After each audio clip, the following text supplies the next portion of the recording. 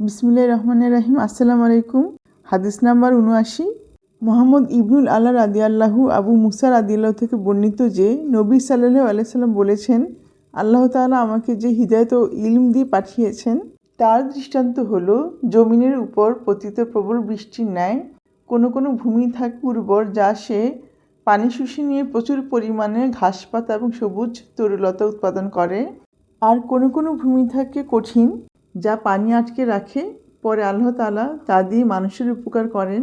তারা নিজেরা পান করে ও পশুপালকে পান করায় এবং তার দ্বারা চাষাবাদ করে। আবার কোনো কোনো জমি আছে যা একেবারে মসৃণ ও সমতল, তা না পানি আটকে রাখে আর না কোনো ঘাসপাতা উৎপাদন করে। এই হলো সে ব্যক্তির দৃষ্টান্ত যে দিনের জ্ঞান লাভ করে এবং আল্লাহ তাআলা আমাকে যা দিয়ে প্রেরণ করেছেন তাতে সে উপকৃত হয়।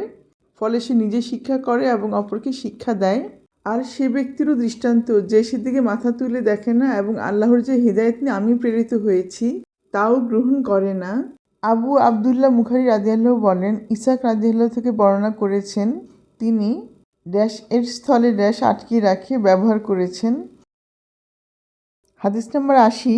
ইমরান ইবনে মাইসার রাদিয়াল্লাহু আনাস রাদিয়াল্লাহু থেকে বর্ণিত, তিনি বলেন, রাসূলুল্লাহ সাল্লাল্লাহু আলাইহি সাল্লাম বলেছেন যে কিয়ামতের কিছু নির্দেশন হলো ইলম লোপ পাবে, অজ্ঞতার বিস্তৃতি ঘটবে, মদ্যপান ব্যাপক হবে এবং ব্যভিচার ছড়িয়ে পড়বে।